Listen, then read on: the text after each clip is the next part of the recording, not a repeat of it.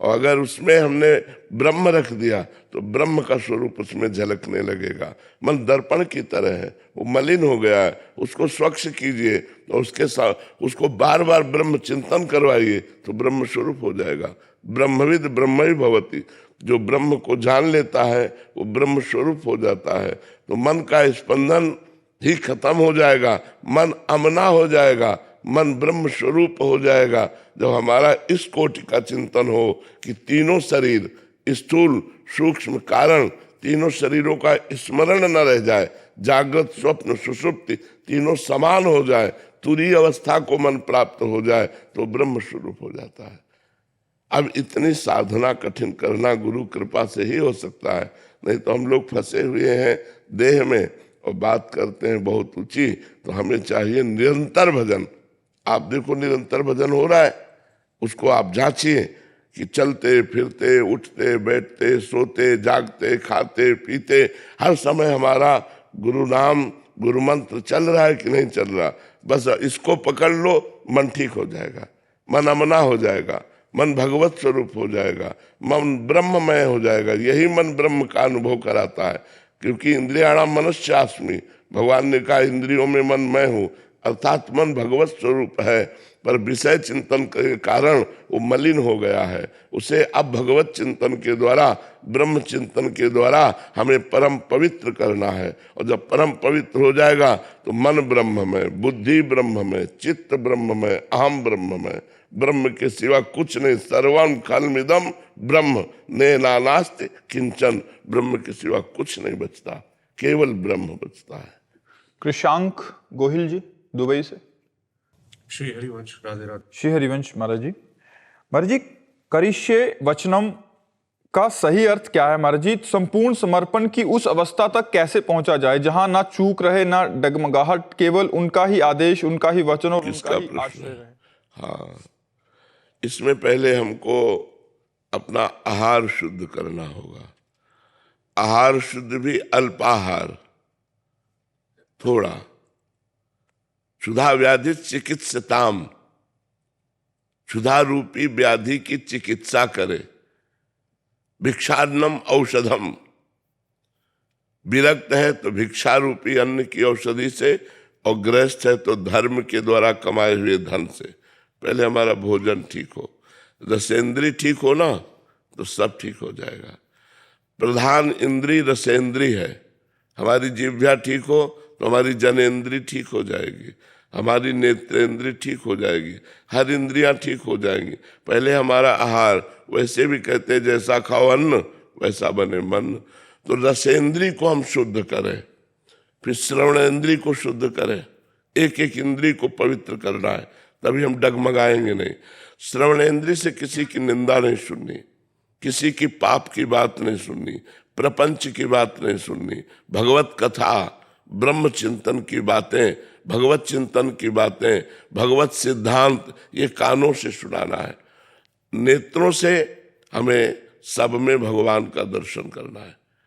हमें दिखाई नहीं देते, लेकिन हमारी भावना है, हम भावना करते हैं इनमें भगवान विराजमान है।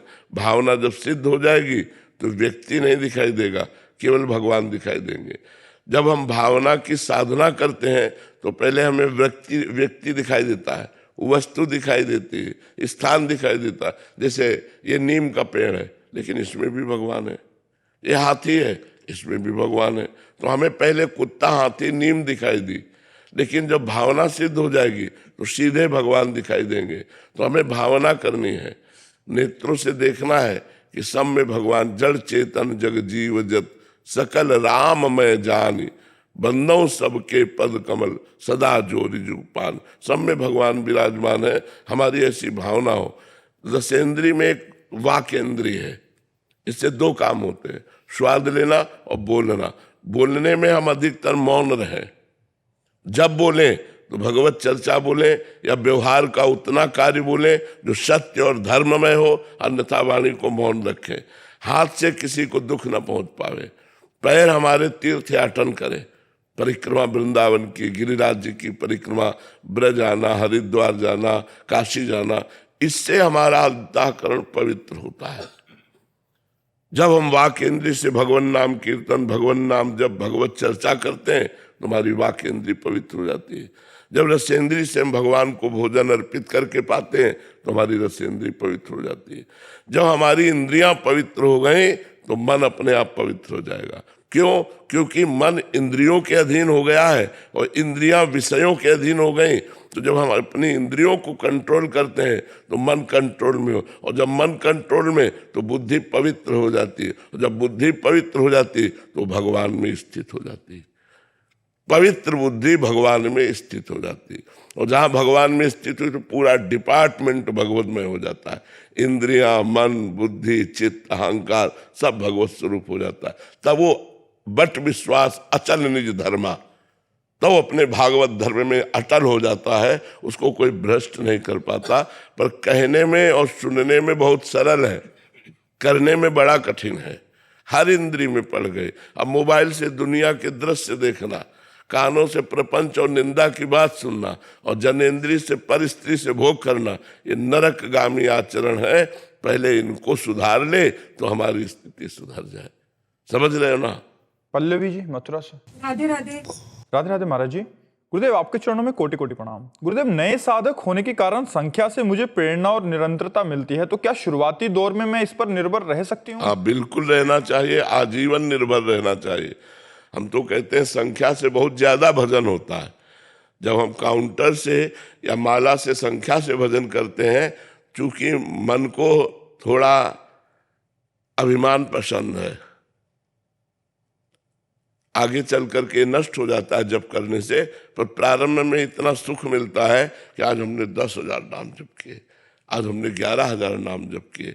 तो वो क्रम बाई क्रम जब हमारा वास्तविक भजन होने लगेगा तो फिर संख्या से हमारा मन हटने लगता है, मंत्र में मन चिपकने लगता है कि भगवान गिने, भगवान जाने। अब हम तो धुआंधार जप कर रहे हैं, एकाग्रता पूर्वक तैल धारावत जप कर रहे हैं। अव्यावृत भजन, अखंड भजन चल रहा है। कितना हुआ हमें पता नहीं। हम तब गिनते थे जब बाल ब्रह्मचारी नैष्ठिक ब्रह्मचर्य का नियम लेकर गायत्री का अनुष्ठान था। उस समय गुरुजी ने जब दिया था तब माला से गिन करके जप करते थे, और इसके बाद गुरु कृपा हो गई। प्रारंभिक साधक को जब तक ये मना स्थिति ना हो जाए तब तक गणना से जप करने में बहुत लाभ मिलता है। अच्छा, आज जैसे आपने 9,000 जप किए, कल 10,000, तो आज जलन होगी कि 1,000 नहीं किया, लेकिन आपने गिना नहीं तो आपको पता ही नहीं चलेगा। तो हमें लगता है कि जब तक भागवती की स्थिति ना आ जाए तब तक गिन गिन कर जप करना अत्यंत आवश्यक है। वो आपको भजन में आगे बढ़ाएगा। रामफल यादव जी गुरुग्राम से। राधा वल्लभ शेरवंश महाराज जी। महाराज जी, भगवत गीता में 2 श्लोक का वर्णन कर रहे हैं, जिसमें 14वें अध्याय के दूसरे श्लोक में उन्होंने लिखा है महाराज जी कि वो जो इस ज्ञान की शरण लेते हैं वे मुझे प्राप्त होंगे। वो सृष्टि के समय न तो पुनः जन्म लेंगे और न ही प्रलय के समय उनका विनाश होगा। और दूसरे श्लोक का शब्दार्थ है महाराज जी 18वें अध्याय में, मेरी प्रेममयी भक्ति द्वारा ही कोई मुझे वास्तविक रूप से जान पाता है, तब सत्य के रूप में मुझे जानकर मेरा भक्त मेरे पूर्ण चेतन स्वरूप को प्राप्त करता है। गुरु जी, आप आप में भाव कर रहे हैं कि आप भगवान के मतानुसार पूर्ण रूप से सत्य तत्व के अधिकारी हैं, ऐसा आपने अपने आचरण से सिद्ध कर दिया है। महाराज जी, इन दोनों श्लोकों के मतानुसार आप साक्षात इन दोनों श्लोकों में भगवान की कृपा से हमारा प्रवेश रहा। पहला श्लोक जो ज्ञान के द्वारा जानना वो काशी, और दूसरा श्लोक जो प्रेम भक्ति के द्वारा पाना वो वृंदावन। दोनों की साधना हुई और दोनों की बात समझ में आई है, तो इसमें कोई अंतर नहीं है। जब हम ब्रह्म प्राप्ति की अद्वितीय भावना करते थे तो हमको वैसा अनुभव होता था। आत्मा का स्वरूप वैसा ही जैसा आप अनुभव करना चाहें, तो वैसा ही अनुभव होता था कि मैं ब्रह्म स्वरूप हूँ। और जब भावना बनी भक्ति की, तब वही आया कि मेरी ही आत्मा प्रिया प्रीतम के रूप में है, मेरी ही आत्मा प्रिया प्रीतम के रूप में है, और उनमें तन्मयता करके मैं को खो देना। पहले था सबको मैं में समा लेना और मैं ही मैं हूं। अब उस मैं को प्रिया प्रीतम में, मेरी आत्मा का स्वरूप क्या है? प्रिया प्रीतम है, और मैं उस प्रिया प्रीतम के स्वरूप में लीन हो गया। तो मैं का चिंतन खत्म, प्रिया प्रीतम का चिंतन शुरू। तो ये हुआ प्रेम, और सबको अपने में समा लेना, ये हुआ ज्ञान। दोनों बातें, जहां मैं और तू है वहां भेद दृष्टि है, वहां माया है। जहां केवल मैं है वो ब्रह्म दृष्टि है, जहां केवल तू है वो प्रेम दृष्टि है। जित देखो ती श्याममयी है, तू ही तू है, जिधर देखो तू ही तू है, इधर भी तू है, इधर भी तू है, तू ही तू, मैं है ही नहीं, मैं की सत्या गई। तो ये प्रेम, ब्रह्म नहीं, माया नहीं, नहीं जीव नहीं काल, अपनी ही सुधिना रही, एक रहे नंदलाल, ये प्रेम भक्ति। और जहां सबका समा लेना वो ब्रह्म स्वरूप, मैं ब्रह्म हूं और मैं ही सब रूपों में हूं, सब मेरे में समाये हुए हैं, मैं सब में समाया हुआ हूं। यही ब्रह्म का ज्ञान और यही प्रेम लक्षणा भक्ति भगवान ने कृपा करके दोनों मार्गों में दर्शन कराया। ऐसा अभिषेक मणि त्रिपाठी जी। श्री हरिवंश। श्री हरिवंश महाराज जी। महाराज जी, कई बार वाराणसी में मणिकर्णिका घाट में जाता हूँ तथा वहां पर जप करता हूँ। फिर वहां से लौटने के पश्चात मन में एक बार प्रश्न उठता है कि कहीं शमशान में जप करने से अपवित्र तो नहीं हुआ महाराज जी? नहीं नहीं नहीं, परम पवित्र। भगवान तो चिता भस्मा लेपो गरल मसलम दिक्पट धरो, जटाधारी कंठे भुजग पतिहारी पशुपति, कपाली भूतेशो भजत जगदीशैक पदवीम। भगवान तो चिता की भस्म लगाते हैं। अरे परम पवित्र स्थान है श्मशान। श्मशान कोई अपवित्र स्थान थोड़ी, परम पवित्र स्थान। उस शव के साथ जब हम जाते हैं तब हम पवित्र हो जाते हैं, तब हमें वस्त्र के सहित स्नान करके अपने घर जाना चाहिए। लेकिन ऐसे नहीं, ऐसे श्मशान में बैठकर जब करने से विशेष लाभ होता है। भगवान शंकर की क्रीड़ा भूमि है जो मणिकर्णिका घाट है, वो तो क्रीड़ा भूमि है। अखंड शव जलते रहते हैं वहाँ, और वहाँ तो ज्ञान प्राप्त होता है कि यही दशा हमारे शरीरों की होनी है। जिस शरीरों को हम बहुत प्यार करके पालते पोषते हैं, पाप कर्म करते हैं, मनमानी आचरण करते हैं, उन शरीरों की ये दुर्दशा होती है। तो हमको चाहिए कि जरूर कुछ समय निकालकर इस श्मशान का दर्शन करना चाहिए। वो आखिरी में जाए मर के तो फायदा क्या, जिंदा जाए और वहाँ का दृश्य देखे और वहाँ डट के भजन करे। ऐसा नहीं कि आप अपवित्र हो गए, परम पवित्र हो गए। जयदेव शर्मा जी, भरतपुर से। जी राधे राधे महाराज जी। महाराज जी, हम महर्षि शौबरी जी महाराज जी के वंशज हैं। महाराज जी, बचपन में दीक्षा ली थी, जो क्रिया गुरु जी द्वारा बताई गई नहीं कर पाते, कुछ क्रिया योग बताए होंगे। श्री राधा नाम में बहुत प्रीति हो गई और मन उसी में लगता है। तो महाराज जी, अब मैं क्या वो नहीं कर पा रहा, तो इसमें कोई उससे सब क्रियाओं का सब साधन कर, यह फल सुंदर प्रभु पद पंकज, प्रीति निरंतर। प्रभु के चरणों का चिंतन होना। अब आप राधा राधा जप रहे हो, स्वयं श्री कृष्ण इस राधा नाम को जपते हैं, औरों की तो बात जाने दो। जाहि श्याम मुरली में टेरत, सुमिरत बारंबार, परम धन राधा नाम आधार। अब और कुछ करने की जरूरत नहीं है, गुरु प्रसन्न हो जाएंगे, सब बात बन जाएगी। खूब राधा राधा रटो। राधे श्री हरिवंश गुरुदेव। राधे वल्लभ श्री हरिवंश महाराज जी। पूज्य गुरुदेव, अधिक से अधिक पाप या महत अपराध करने पर व्यक्ति अकाल मृत्यु को प्राप्त होता है, ऐसा आपकी वाणी में सुना। तो गुरुदेव, क्या अधिक से अधिक पुण्य एवं पूर्ण श्रद्धा से साधन भजन तप करने वाला भक्त इस जन्म जीवन मरण के समय से पहले इस मृत्यु संसार से शीघ्र उद्धार और भगवत प्राप्ति हो जाएगी। इसीलिए आप देखो, बड़े बड़े महापुरुष बहुत कम समय जीवित रहे। बड़े महापुरुषों में देखा गया कि जो बहुत उत्तम कोटि के महापुरुष थे, उनका शरीर बहुत कम अवस्था में पूरा हो गया, मतलब बहुत कम अवस्था में पूरा हो गया। तो ऐसा भी है, ऐसा है। जो महान सुकृतवान है, महान पुण्यात्मा है, महान धर्मात्मा है, निरंतर भगवान में स्थित है, जिनका काम पूरा हो गया, वो बहुत जल्दी चले जाते हैं, बहुत जल्दी उनका शरीर पूरा हो जाता है। क्योंकि अब शरीर की जरूरत नहीं पड़ी, शरीर का काम पूरा हो गया और जगत मंगल करके और निकल जाते हैं संसार से। ऐसा है। शिवानी जी अहमदाबाद से। राधे राधे महाराज जी, आपके चरणों में कोटि कोटि प्रणाम। महाराज जी, अपने आप को तृण सम समझकर सामने वाले को श्रेष्ठ कैसे माने महाराज? जब तक अहंकार है तब तक असंभव सा है। अपने को तृणादपि सुनीचेन तरोरियु सहिष्णुना अमानिना मान देन कीर्तनीय सदा हरि। जो अपने को तृण से नीच समझता है, वृक्ष के समान सहनशील समझता है, और जो दूसरों को मान देता है, स्वयं अमानी रहकर कीर्तन करता है, वो भगवान को बहुत प्रिय है, वो भगवान को प्राप्त होता है। पर तृणादपि सुनिचेन तभी हो सकता है जब अंतःकरण का अहंकार भगवान में समर्पित हो जाए। जब तक अहंकार बना रहता है तब तक नहीं रहता। अहंकार तभी समर्पित होता है जब हम दूसरों में अपने आराध्य देव की उपस्थिति का दर्शन करते हैं कि सब में मेरे भगवान सिय राम में सब जग जानी, तो करो प्रणाम जोरी जुग पानी। जब सब जगह भगवान है तो मैं किससे अहंकार करूं? अपने स्वामी के सामने तो तृण के समान रहना ही होता है। तो जब सब में अपने भगवान का दर्शन करेंगे तब हम तृण के समान देख पाएंगे, अन्यथा सब में भगवान का दर्शन, दूसरा कोई नहीं। एक संत भगवान थे, तो रास्ते में किसी उद्दंड ने उनको डंडा मारा तो उनके खून बह रहा था।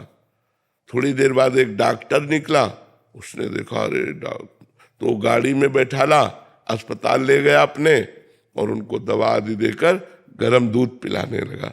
फिर पूछा महाराज जी आपको किसने मारा? बोले तुम्ही ने तो मारा और तुम्ही ने बचाया।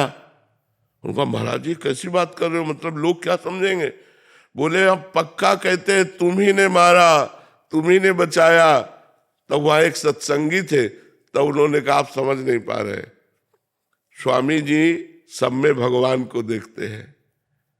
भगवान को देखने के कारण वो कह रहे कि मारने वाले भी तुम ही थे और बचाने वाले भी तुम ही थे। एक रूप में तुमने डंडा मारा, दूसरे रूप में पट्टी कर दी। तो ये जब हम सब में भगवान देखते हैं, भगवान का नाम जप करते हैं, भगवद आश्रित रहते हैं, तो हमारा अहंकार भगवान के चरणों में समर्पित हो जाता है। और जब अहंकार समर्पित हो जाता है तब तृणादपि सुनीचेन, तब अपने को देखो वैष्णव संतों को, बड़े बड़े भक्तों को जब होगे तो ऐसे नम्र दिखाई देंगे। जरा सी बात करो चरणों में झुकते नजर। क्यों? क्योंकि उनका अहंकार नष्ट हो गया। और संसारी आदमी को देखो तो उसको अहंकार रहता है। सम्मान विष है, अपमान अमृत है। श्रीपाद प्रबोधानंद जी कहते सम्मानम कल्याति घोर गर्णम नीचापमानम सुधा। नीच पुरुषों द्वारा किया हुआ अपमान अमृत है, और जो सम्मान है वो सम्मानम घोर कल्याति विषयम, वो विष है, वो नष्ट कर देने वाला है। सम्मानम कल्याति घोर गरलम, वो गरल है, विष है। तो हम जब ये बात अध्यात्म में समझते हैं कि सब में भगवान है और हमारा हृदय झुक जाता है सबके चरणों में, तो अपने आप हमारी स्थिति आ जाती है तृणादपि सुनीचेन। जब तक ऐसा नहीं होगा तब तक ऐसा नहीं हो सकता कि हम तृणादपि सुनीचेन हो। ऐसा जब भगवत भाव आ जाएगा, भगवान का भाव आ जाएगा, तब बात। अपने अंदर सबसे न जाति अभिमान, न विद्या का अभिमान, न कुल का अभिमान, न धन का अभिमान, न किसी पद का अभिमान, न किसी व्यवहार का अभिमान। व्यवहार का भी अभिमान होता है कि हमारे अमुक जी मित्र हैं। जब इस तरह का कोई अभिमान नहीं होता तब ये तृणादपि सुनीचेन आता है। विद्या रूप महत्व कुल धन जौवन अभिमान, सठ कंटक देखे जहाँ रहे न भक्ति निदान। वहाँ भक्ति नहीं विराजमान होती, जहाँ अहंकार होता है, जहाँ दैन्य होता है वहाँ भक्ति विराजमान होती है। और जहाँ भक्ति विराजमान होती वो सब में भगवान का दर्शन कराती, तब अपने में तृणादपि सुनीचेन ऐसा भाव आता है। चैतन्य तंवर जी ऑस्ट्रेलिया से। राधा वल्लभ श्री राधे राधे महाराज जी। महाराज जी, श्री जी की कृपा से आपका सत्संग प्राप्त हुआ और नाम जप भी होने लगा। धीरे धीरे मन भोगों से हटने लगा। मन में ये भाव आया कि शाबाश, हम तो तुम्हें धन्यवाद देते हैं कि आप नवयुवक हो करके और विदेश में रह करके आप ऐसी भावना धारण करते हो, इसलिए आपको पहले हम धन्यवाद देते हैं जी। फिर महाराज जी कुछ दिनों बाद महाराज जी फिर थोड़ा उसमें कमी आ गया। महाराज जी फिर ऐसे में साधक क्या करे कि जब कोई मार्ग दिखाई ना दे? नाम जप। जब हमारा भजन कम होने लगे तो समझो या तो कुसंग हो गया या भोजन गलत हो गया। कुसंगी हो गया महाराज। हाँ, दो में एक बात हो जाती, या तो कुसंग हो गया, गलत आचरण बन गए, किसी ऐसे गंदे विषय में हम गिर गए तो हमारे भजन में कमी आ जाएगी, या हमारा भोजन गलत हो गया। फिर से कैसे उठें? फिर नाम जप हमारी सीढ़ी है, भजन नसेनी प्रेम की। अगर हम नसेनी से गिर गए हैं तो उसी नसेनी पे हमें चढ़ना पड़ेगा। भजन नसेनी प्रेम, हमें ऊंचाई पर पहुंचाने के लिए भजन है। एक ऐसी ऊंचाई आएगी जहां न काम क्रोध लोभ मोह मद मत्सर ये आपको छू नहीं सकेंगे। आप इतनी ऊंचाई पे पहुंच जाएंगे। इसलिए आपको जिस भजन में आप गिरे हैं उसी भजन से आप उठेंगे। आप उसी भजन को और बढ़ाइए। जो नाम जप करते हैं उसी नाम जप को और बढ़ाइए। वो सारी मलिनता नष्ट करके आपको परम पवित्र प्रकाशित कर देगी। बहुत धन्यवाद। आप उदास न होइएगा, निराश मत होइएगा, चाहे 100 बार गिरिएगा, लेकिन आप उठ करके चलने की हिम्मत रखिएगा तो आप निकल जाएंगे। क्योंकि माया है, ये पहली बार थोड़ी गिराएगी, ये तो सैकड़ों बार गिराएगी। ऐसे संयोग आएंगे, ऐसे भोग आएंगे, ऐसा मनोमोहक आएगा अवसर कि आपको लगेगा भगवान तो आगे मिल जाएंगे। ये बुद्धि हमको धोखा दे देती है। नहीं, हमको गलत आचरण नहीं करना। भगवान मिले या न मिले, मैं गलत आचरण नहीं करूँगा। मैं भजन करके भगवान को प्राप्त करना चाहता हूँ, लेकिन मिलना न मिलना उनके ऊपर है, पर मैं गलत आचरण नहीं कर सकता। ऐसा नियम लो, फिर भी गलत आचरण हो जाए, फिर नियम लो, फिर गलत आचरण हो जाए, फिर नियम लो, तो एक दिन आप निकल जाएंगे, एक दिन आप क्रॉस कर जाएंगे। ये माया बहुत बलवती है, बड़े बड़े ऋषि मुनियों को गिरा देती। तुम तो बच्चा हो, और इसीलिए हम धन्यवाद देते हैं कि विदेश में रहते हुए इस अवस्था में आप भागवतिक जीवन व्यतीत कर रहे हैं। ये आश्चर्य की बात है। लंका में विभीषण जी भक्ति कर लिए, ये आश्चर्य की बात है। अब ऑस्ट्रेलिया अमेरिका आदि जो देश है, ये विलासिता की भूमि है, अगर उसमें रहकर भजन हो रहा है, ये बहुत बड़ी बात है। बहुत बड़ी ठाकुर जी की कृपा है आपके ऊपर। जागृति सिंह जी, राधे राधे महाराज जी। महाराज जी, मैं आपको गुरु मानती हूँ और आपके कहे अनुसार राधा नाम भी जप करने का प्रयास कर रही हूँ, पर महाराज जी कभी कभी ना चाहते हुए मन में प्रश्न आता है कि महाराज जी क्या सच में हमें श्री जी हर पल देखती हैं? श्री जी क्या हमें हमारी पुकार सुन रही हैं? क्या वो महसूस कर रहे हैं? आप देखो, श्री जी तो जो भजन नहीं करते उनको भी देख रहे हैं। आप सच्ची मानिए। प्रभु शास्त्र शीर्षा पुरखा सहस्राक्षा सहस्त्रपात, वो अनेकों नेत्र, विश्व चक्षुर, वो विश्व नेत्रों से देखते हैं। विश्वात्मा है, तुम्हें वो चारों तरफ से देख रहे हैं, ऊपर से नीचे से, दाएं से बाएं से, आगे से पीछे से, हर तरफ वो तुम्हें देख रहे हैं। पूरा विश्व ब्रह्मांड भगवान के सामने ऐसे है जैसे एक आंवला हथेली पे रख लो और चारों तरफ देख लो। ऐसे पूरे ब्रह्मांड को भगवान देखते रहते हैं। तो प्रभु तो सबको देख रहे हैं, श्री जी सबको देख रहे हैं, पर जो करुणा दृष्टि है वो उसी को प्राप्त होती जो भजन करता है। और आप विश्वास करो, एक एक सेकेंड के भजन का आपको हिसाब मिलेगा।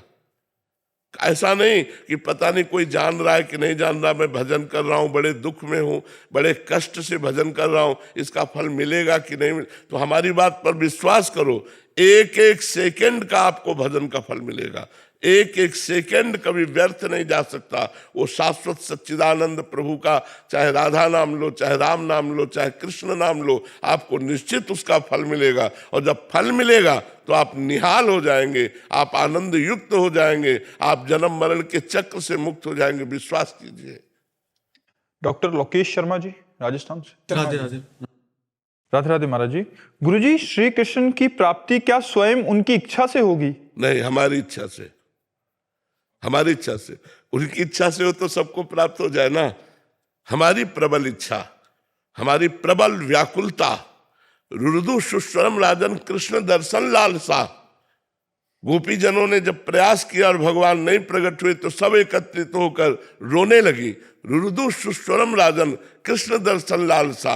कृष्ण के दर्शन की लालसा से रुरुदु सुस्वरम राजन, ऊंचे स्वर से सब गोपियां रोने लगी। हा कृष्ण, हा प्राण प्रीतम। तो तासाम आविर्भूत चौरी, इसमें मान मुखाम्बुजा, पीताम्बर धरा सृग्वी, साक्षात मनमथ मन था। करोड़ कामदेवों के मन को मथ देने वाले भगवान उन्हीं के बीच में प्रकट हो गए, गोपियों के बीच में प्रकट हो गए। पीताम्बर बिजली की तरह लहरा रहा है, श्याम सुंदर शरीर, कमल नयन, मंद मंद मुस्कुराते हुए अधरों पर मुरली विराजमान है। जो ही प्रकट हुए गोपियां निहाल हो गए। तो भगवान मिलते हमारी इच्छा से। यदि हमारी इच्छा भगवान से मिलने की नहीं है तो भगवान रोज हमसे मिलते हैं, लेकिन हम उन्हें पहचान नहीं पाते। कोई क्षण ऐसा नहीं जिस क्षण भगवान हमसे अलग रहे, क्योंकि भगवान के अलग होते ही हमें मृत घोषित कर दिया जाएगा। भगवान के अलग होते ही हमें मृत घोषित कर दिया जाएगा। हमारा अस्तित्व भगवान है, हमारा जीवन भगवान है, लेकिन हम उन भगवान को भूल करके भोगों में लग गए। इसलिए भोगों की इच्छा होती है, भगवान से मिलन की इच्छा नहीं होती। यदि भगवान से मिलन की इच्छा हो जाए तो श्री कृष्ण मिल जाए। हमारी इच्छा से भगवान मिलते हैं, अपनी इच्छा से नहीं। जब हमारी इच्छा प्रबल हो जाती तो वही इच्छा भगवान के हृदय में मिलने की इच्छा प्रकट कर देती है और भगवान उनसे मिल जाते हैं। भगवान अमना है, भगवान आप्त काम है, भगवान के हृदय में कोई कामना नहीं, भगवान को कुछ नहीं चाहिए। जब भक्त भाव से बनकर रोटी बनाता है कि आज मेरे प्रभु पाएंगे, तो वो भाव जाके भगवान के हृदय में भूख पैदा कर देता है और भगवान उसको पाते हैं। जब भक्त विकल होकर रोता है तो वो रोना भगवान के हृदय में जाकर भक्त के मिलने के लिए प्रबल इच्छा पैदा कर देता है और भगवान मिलन के लिए पधारते हैं। भक्त की इच्छा ही भगवान की इच्छा बनती है। अगर भक्ति की इच्छा नहीं तो सबसे भगवान मिल ले, अगर वो अपनी इच्छा से मिलते तो सबसे मिल ले, लेकिन भगवान उसी से मिलते हैं जिसकी प्रबल इच्छा होती है कि मुझे भगवान का साक्षात्कार हो, और रो रो के भजन करता है, उसे भगवान का साक्षात्कार होता है। डॉक्टर चंद्र प्रभा जी। श्री हरिवंश महाराज जी। महाराज जी, आप कह रहे हैं कि आप चिकित्सक हैं, श्री जी की कृपा से स्त्री रोगों और गर्भवती महिलाओं का उपचार करते हैं और धाम में ही सेवाएं दे रहे हैं। तो कह रहे हैं कि काफ़ी जने ऐसे आते हैं जो आपको सुनते हैं बट वो साधन परायण है, गर्भवती हैं, तो 2 बजे उठना, कम से कम नींद लेना, जैसे आप बताते हैं, एक टाइम प्रसाद पाते हैं। तो महाराज जी, ऐसे में गर्भावस्था में जो शिशु पर प्रभाव पड़ता है शरीर के लिए आवश्यक है, जिसे हमने 6 घंटे सोने के लिए कहा है, तो 6 घंटे सोना चाहिए। क्योंकि अगर आप 6 घंटे नहीं सोएंगे तो आपके जागरण के समय में जो भजन करेंगे उसमें आपको विक्षेप पड़ेगा, बार बार आलस्य आएगा। 6 घंटे सोना चाहिए, 24 घंटे में 6 घंटे सोना चाहिए, और इसके बाद शेष समय अपनी दिनचर्या में रत रहना चाहिए। हाँ, ज़्यादा गर्भ बढ़ जाने पर गर्भ की सुरक्षा के लिए हमको कठोर क्रियाएं नहीं करनी चाहिए। हमें ऐसी क्रियाएं नहीं करनी चाहिए जिससे गर्भस्थ शिशु को किसी भी तरह का क्लेश हो, और हमको वही आहार लेना चाहिए डॉक्टरों से सलाह लेकर जिससे हमारे गर्भस्थ शिशु की पुष्टि हो। हमको वैसे ही आचरण करने चाहिए। जैसे पहला आचरण तो है, जो ही ये पता चले कि हमारे उदर में बालक या बालिका गर्भ का प्रादुर्भाव है, अंदर आ चुका है, प्रकट हो चुका है, गर्भ अंदर बन रहा है, तो उसी दिन से ब्रह्मचर्य रहना चाहिए, पहला नियम। क्योंकि अगर आप ब्रह्मचर्य नहीं रहेंगे तो आपके बच्चे पर फर्क पड़ जाएगा, आपके बच्चे में कोई ना कोई कमी पैदा हो जाएगी। इसलिए ब्रह्मचर्य धारण करना अत्यंत आवश्यक है, क्योंकि गर्भ में शिशु पधार चुका है। इसके बाद हमें पौष्टिक आहार लेने चाहिए, उचित नींद लेनी चाहिए, और हमको भागवतिक कार्य करने चाहिए। भगवान की कथा सुनना, नाम कीर्तन करना, नाम जप करना, और तो उससे क्या होगा, हमारे बच्चे के बहुत अच्छे संस्कार पड़ जाएंगे। तो ऐसा हमें लगता है जैसे 2 बजे जगना और कै बजे सोना, ये भी देखना होगा कि सोते कै बजे हैं। 2 बजे तो हमारे यहाँ सब प्राय जग जाते हैं, 2 बजे जगने का तो एक मतलब नियम ही है एक तरह से, पर सोते कै बजे हैं। मान लो 4 घंटे रात्रि में सो गए तो 2 घंटे दिन में विश्राम कर लिया, तो 4 2 6 घंटे जब, और जिनको दिन में विश्राम करने को ना मिलता हो उनको रात्रि में 6 घंटे आराम से सोना चाहिए, और जो शरीर से श्रम करते हो उन्हें 7 घंटे विश्राम करना चाहिए। महाराज जी, वही कह रहे थे कि क्योंकि शब्दों को सही से पकड़ ना पाने के कारण नॉर्मल तो कोई दिक्कत नहीं है, बट जैसे उनके पेट में कब्ज, भारी कब्ज थी, फिर जब उनको देखा तो बहुत कमजोरी, तो जब पूछा गया तो उनके पतिदेव ने बताया कि ये मतलब बहुत साधन परायण है, अष्टयाम श्री जी की इस अवस्था में भी कर रहे हैं, वो तो ठीक है, बट एक टाइम भोजन पाना और 2 बजे सुबह उठ जाना और कठिन। इसमें अब अपनी बात नहीं देखनी, गर्भस्थ शिशु की बात देखनी है कि हमको अगर 3 बार पाना पड़े तो हमें 3 बार पाना चाहिए, क्योंकि गर्भस्थ शिशु का पोषण होना चाहिए। बट आप कहते हैं कि चिड़िया की तरह थोड़ी थोड़ी देर में नहीं लेना चाहिए। बीमार और गर्भिणी नारी इनको साधना में आप नहीं गिन सकते। बीमार आदमी है, अब उसको दवा लेनी तो कुछ थोड़ा पा लीजिए तब आप दवा लीजिए, नहीं दवा बहुत गर्म होती है। स्वस्थ शरीर के लिए नियम है, अस्वस्थ शरीर के लिए नियम नहीं है। जैसे भी आपको बने, जैसे स्वस्थ शरीर तो आसनों में बैठो, अब अस्वस्थ शरीर तो सोफा कुर्सी, जैसे आप ऐसे बैठे हो राधा राधा जप रहे हो। आपका भजन बनना चाहिए। गर्भिणी स्त्री का स्वयं का जीवन नहीं है, उस बच्चे के लिए जीवन है। इसलिए ये बातें मत समझो कि हमको एक बार भोजन पाना। एक बार भोजन पाओगे तो गर्भस्थ शिशु को पोषण शक्ति कम मिलेगी और वो कमजोर पैदा होगा। तो आपने एक जीवन को बर्बाद कर दिया, आपने उस एक जीव के प्रति अहित कार्य किया। इसलिए माँ को चाहिए पौष्टिक है, जो भी डॉक्टर आपको पास कर दे, जूस है, फल है, दूध है, ये 2-3 बार लीजिए, जिससे आपके गर्भस्थ शिशु का पोषण हो। मनमानी आचरण नहीं करना चाहिए, डॉक्टर के अनुसार आचरण करना चाहिए। और जब गर्भ प्रसव हो जाए और आप ठीक हो जाए, फिर आप अपनी साधना में लगिए, फिर आप अपने लिए कसिए, कोई बात नहीं है, कोई परेशानी नहीं है। 24 घंटे में एक बार भोजन से भी शरीर बहुत अच्छा स्वस्थ रह सकता है, यदि ब्रह्मचर्य से रहा जाए तो। हम लोगों को तो कई कई दिन भोजन नहीं मिलता था, लेकिन कभी निराशा नहीं हुई, कभी उदास नहीं हुई, कभी हताश। तो इसलिए जब तक गर्भस्थ शिशु रहे तब तक हमें डॉक्टर के अनुसार चलना चाहिए कि उसको क्या पोषण तत्व देना है, कौन कौन सी अब जैसे गर्भस्थ शिशु है और आप वजन वाली चीज उठा रहे हैं, आप झुक रहे हैं, तो उसको परेशानी पड़ रही है। उस समय आपको उसकी सुरक्षा के लिए आपको उन कार्यों को छोड़ देना चाहिए जिनको निषेध किया गया है। आप पोछा लगा रहे हैं, गर्भस्थ शिशु को बहुत परेशानी होगी, हानि हो जाएगी, आप नहीं लगाइए। आप उतना झुकिए, आप उतना कार्य कीजिए जिससे गर्भस्थ शिशु का पोषण हो, उसको किसी तरह से हानि न पहुंचे। ये डॉक्टरों से सलाह ले लेनी चाहिए। आपके चरणों में कोटि कोटि नमन। प्रभु, जो आत्मा हमारे गर्भ में आती है वो उसका कर्म, उसका आगे का जीवन निर्धारित होता है जो भगवान करते हैं। तो हमारे संस्कार उसकी चेतना को कैसे प्रभावित करते हैं? पहली बात तो यह है कि आत्मा निष्क्रिय है, आत्मा कोई कर्म नहीं करती, आत्मा प्रभावित करती है। उसका पावर, जैसे हम एक कपड़े के पीछे लोहे का चुंबक रख दें और सामने लोहे की सामग्री हो, तो लोहे की सामग्री जड़ है, लेकिन उस चुंबकीय तत्व के कारण उसमें हलचल पैदा हो जाएगी, उसमें चलन क्रिया पैदा हो जाएगी। ऐसे आत्मा एक चैतन्य घन प्रकाश है, उसमें स्वयं में कोई क्रिया नहीं है। शरीर जड़ है, अंतःकरण जड़ है, कारण शरीर जड़ है। इन तीनों शरीर को प्रकाशित करता है, प्रभावित करता है। सबकर परम प्रकाशक जोई। तो ये जो हमारे संस्कार है, ये हमारे मन से बनते हैं, आत्मा से नहीं। आत्मा दिव्य है, चैतन्य घन है, परमात्मा स्वरूप है।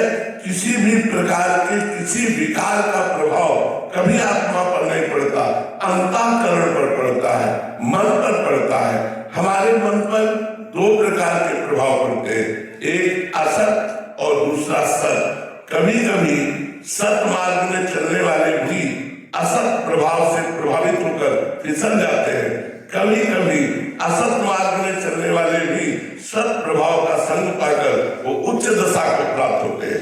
अब हमको फाइनल करना है कि हमारा मार्ग क्या है, सत मार्ग है या असत मार्ग है। यदि हम इंद्रियों के भोगों में अपने मन को, अपनी इंद्रियों को छूट देकर मनमानी आचरण करते हैं, तो हम असत मार्ग के पथिक हुए, जिसका परिणाम पुनरपि जननम, पुनरपि मरणम, पुनरपि जननी जठरे शयनम, बार बार जन्म, बार बार मरण, बार बार मां के गर्भ में जाना। और एक है सत मार्ग, जिसमें हम अपनी इंद्रियों को गलत विषयों से हटाकर सही विषयों का भोग देते हुए मन को भगवान के चरणों में लगा करके सत चिंतन करते हुए, नाम जप करते हुए धर्म पूर्वक जीवन व्यतीत करते हैं, तो हमें परम पद की प्राप्ति होती है, हमें उत्तम लोगों की प्राप्ति होती है। हमारे अंदर उत्तम संस्कार तभी आएंगे जब हम संत पुरुषों का संग करें और असत पुरुषों का त्याग करें, सत मार्ग को ग्रहण करें, असत मार्ग को छोड़ दें, सत विषयों का सेवन करें, असत विषयों का त्याग करें, तो हमारे अंदर उत्तम संस्कार आ जाते हैं। ध्यानेश्वर जी, बेंगलोर। महाराज जी, मेरे गुरुदेव, मुझे उनमें ही भगवान दिखते हैं। क्या गुरु को ही सब कुछ मान लेने पर स्वयं भगवान नाराज तो नहीं होते? नहीं, भगवान ही गुरु है, भगवान कोई और थोड़ी है। बंदो गुरुपद कंज कृपा सिंधु नर रूप हरि, नर रूप हरि। हरि ने नर रूप धारण किया मेरे लिए पर्सनल अवतार है। मेरे लिए गुरुदेव ने, भगवान ने गुरुदेव का रूप धारण किया। गुरुदेव ने जो हमें शरण ली वो साक्षात परब्रह्म। वैसे भी कहा जाता है गुरुर् ब्रह्मा गुरुर्विष्णु गुरुर्देव महेश्वरा, गुरु साक्षात परब्रह्म तस्मै श्री गुरुवे नमः। और शास्त्रों में वर्णन आया है जो गुरु है वो ब्रह्मानंदम परम सुखदम केवलम ज्ञानमूर्तिम द्वंद्वातीतम गगन सदसम तत्वमस्यादिलक्षम एकम नित्यम विमल अचलम सर्वधि साक्षिभूतम भावातीतम त्रिगुण रहितम सद्गुरुम तम नमामि।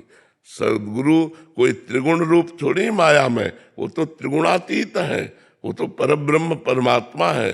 तो हमें गुरुदेव भगवान में भगवान की बुद्धि करना ये सर्वोत्तम भाव है। अपने गुरु को साक्षात भगवान मान करके जो पूजते हैं उनके ऊपर भगवान की विशेष कृपा होती है। भगवान नाराज थोड़ी होते हैं। भगवान ने कहा मोते अधिक गुरु ही जिए जानी। जो मेरे से भी बढ़कर गुरु का आदर करते हैं मैं उनके अधीन हो जाता हूँ। तो इसलिए गुरु में बहुत मुश्किल है भगवान की बुद्धि होना, क्योंकि गुरु हमारे जैसे मनुष्य शरीर धारण करते हैं, हमारी जैसी चेष्टाएं होती हैं, तो कोई खास बात नहीं लगती। भगवान जब अवतार लेते हैं तो उनमें ये हमारी बुद्धि रहती है भगवान है, लेकिन गुरु जब अवतार लिए तो मनुष्य रूप में लिए ना, उनकी चेष्टाएं मनुष्य जैसी होती हैं, तो उनमें परब्रह्म परमात्मा भाव होना बड़ा कठिन होता है। और गुरु में परमात्मा भाव हो जाए तब तो बढ़िया बात है। फिर इससे बड़े हम मूर्ति में तो भगवान को देख सकते हैं, लेकिन गुरु में भगवान को देखना बड़ा कठिन है। और जो गुरु में भगवान को देख ले वो साधक क्या कहना है, वो तो जीते जी मुक्त हो जाएगा। गुरु कृपा से उसका सब काम हो जाएगा। पर गुरु में भगवान वास्तविक, हमें कोई और भगवान की जरूरत नहीं। मेरे भगवान बोल रहे हैं, मैं अपने भगवान से मिल के आ रहा हूँ, मैं अपने भगवान को देखा है अपने नेत्रों से, क्योंकि गुरु साक्षात परब्रह्म, मेरे गुरुदेव परब्रह्म। ऐसी भावना होना थोड़ा कठिन है, असंभव नहीं है पर कठिन है। ऐसी भावना हो जाए तो बेड़ा पार हो जाए। महाराज जी, जो भी इस मार्ग में साधक चल रहा है, चाहे वो ज्ञान मार्ग में चल रहा हो या भक्ति मार्ग में, उसके गुरु ही हैं, चाहे वो किसी भी संप्रदाय में है। महाराज जी, हमारे अपने गुरुदेव में भगवत भाव होना ये तो सर्वोपरि है ही है महाराज जी, जैसे गुरुजन बताते हैं।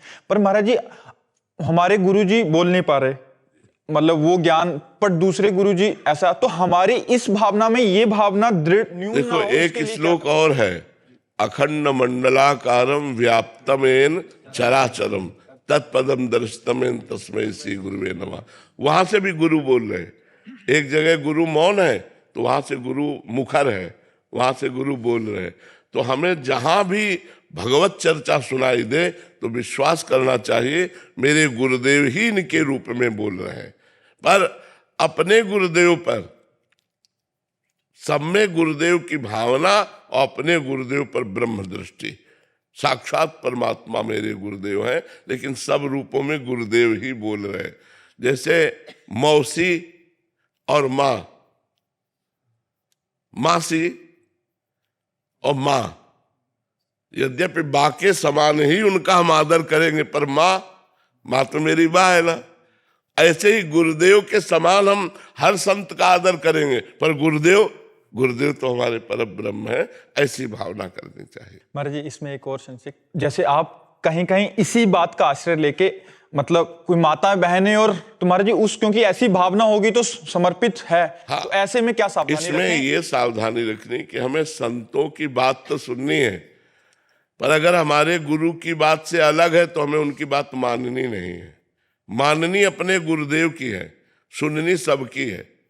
सुननी सबकी है, माननी अपने गुरुदेव की है। अगर हमारे गुरुदेव ने हमें जो उपदेश किया है उसके विरुद्ध किसी संत की बात आती है तो हम नहीं सुनते, हम नहीं मानते। सुना, बैठ के प्रणाम किया, चल दिया। मानेंगे हम अपने गुरुदेव की। और दूसरी बात, गुरुदेव से लेकर के हर संत के लिए हम ये बात कह रहे हैं, यदि वो हमारे शरीर का शोषण करना चाहते हैं तो ना वो गुरुदेव हैं और ना वो कोई संत है। वो व्यभिचारी पुरुष है, वो पाखंडी है, वो नाटकी है। गुरु एक पिता के समान है, गुरु एक महान तत्व है जो माया मुक्त है। वो माया के इन भोगों को कैसे स्वीकार कर सकता है? तो अगर कोई स्त्री या कोई भी किसी संत के सानिध्य में आ रहा है और वो संत उसके प्रति गलत हरकत कर रहे हैं, शरीर शोषण की बात कह रहे हैं, ऐसी कुछ बातें हैं, तो दूरी बना लेनी चाहिए। वहाँ गुरु नहीं है, वहाँ पाखंड है, वहाँ नाटक है, वहाँ माया है। हाँ, कभी कभी बड़े बड़े अच्छे साधकों से चूक हो जाती है, वो एक अलग चीज है। चूक होना अलग चीज है और पाखंड करना अलग चीज है। चलते चलते हम फिसल गए, फिर समझ आगे बढ़ो। लेकिन गुरु तो पहुंचा हुआ तत्व है, वो कोई साधक नहीं है। इसलिए हमें चाहिए कि ऐसी जगह से थोड़ा दूरी बना लेनी चाहिए और गुरु द्वारा दिए हुए नाम मंत्र का ही जप करना चाहिए। उनकी निंदा नहीं करनी चाहिए, पर उनसे दूरी बना लेनी चाहिए, जिससे हमारी पवित्रता बची रहे। पहली हरकत में अगर दूरी बना लो तो बहुत अच्छा है, जिससे वो भी बच जाएंगे और आप भी बच जाओगे। नहीं तो बहुत जगह इस बात का पाखंड होता है कि तन मन प्राण सब कुछ समर्पित कर देना चाहिए। अब वो समझ नहीं पाते साधक, तो उनको लगता है कि जैसा गुरुजी कहें। अब वो बेचारा किससे अपनी बात व्यक्त करे कि कहीं मैं गलत तो नहीं हूं, कहीं मैं अंदर उसके आता है मैं कहीं गलत तो नहीं जा रहा हूं, पर वो सही का निशान किससे लगवावे? जब कभी उसे अच्छा सत्संग मिला तब वो निर्णय कर पाता है कि हमारे साथ तो गलत हो गया, हमारे साथ तो धोखा हो गया। तब तक बहुत देर हो चुकी होती है और हमारे उत्साह, हमारी श्रद्धा, हमारी पवित्रता इतनी निगेटिव हो जाती है कि अच्छे संतों में भी हमें दोष दर्शन होने लगते हैं। पता नहीं ये भी नाटक न, तो हम सत्य से बहुत दूर चले जाते हैं। इसीलिए हमने कहा उन्हीं गुरु के द्वारा दिया हुआ मंत्र और नाम जप करो और गुरुदेव के आश्रित रहो। अंदर से, बाहर से संपर्क छोड़ दो तो तुम्हारा मंगल। उनकी निंदा मत करो, उनका अपमान मत करो, उनसे दूरी बना लो। दूरी बनाना ही उचित है, क्योंकि निंदा अपमान से आपका पतन हो जाएगा। निंदा अपमान किसी का भी मत करो, लेकिन जहां लगे कि यहाँ शास्त्र के सम्मत कार्य नहीं है, शास्त्र विरुद्ध आचरण है, वहां से दूरी बना लेनी चाहिए। जी, माता जी का प्रश्न है, 80 वर्ष की आयु है, आजीवन सोहम का ध्यान किया है, लेकिन इस अवस्था में अब कैंसर के मरीज हैं, जीवन के मात्र कुछ ही दिन शेष रह गए हैं, तो महाराज जी फिर कैसे? हाँ, हमारी बात पर विश्वास करना। जीवन भर वैश्यागमन किया, मांस मदिरा का सेवन किया, गलत आचरणों में पूरा जीवन गया। वृद्धावस्था थी, एक बार उनके दरवाजे पर संत आए तो संतों ने देखा कि वो एक मरा हुआ पशु हाथ में लिए हुए मृग आ रहा है। उनका ये तो बहुत नीच आदमी है, इसके दरवाजे मुझे कैसे भेज दिया गया? उसका नाम अजामिल था। अजामिल जब देखा हमारे दरवाजे पे संत है तो साष्टांग दंडवत हुआ और संतों से कहा मैं बहुत नीच हूं, मैंने जीवन भर वैश्यागमन किया है, मांस खाया है, मदिरा पिया है, गंदे आचरण किए हैं, भगवान क्या मेरा उद्धार हो सकता है? उन्होंने कहा हाँ अवश्य। बोले वृद्धावस्था मेरे से कोई साधना नहीं बनेगी। बोले मैं जो उपाय बता रहा हूं उसे आप सुनो, तुम्हारे एक संतान और होने वाली है, वो होगा बेटा, उसका नाम तुम नारायण रख देना, इससे तुम्हारा कल्याण हो जाएगा। तो संतों के आशीर्वाद से पुत्र पैदा हुआ नारायण, और सबसे छोटे पुत्र में बहुत अधिक प्रीति हो गई। जब अंतिम समय आया उसका मरने का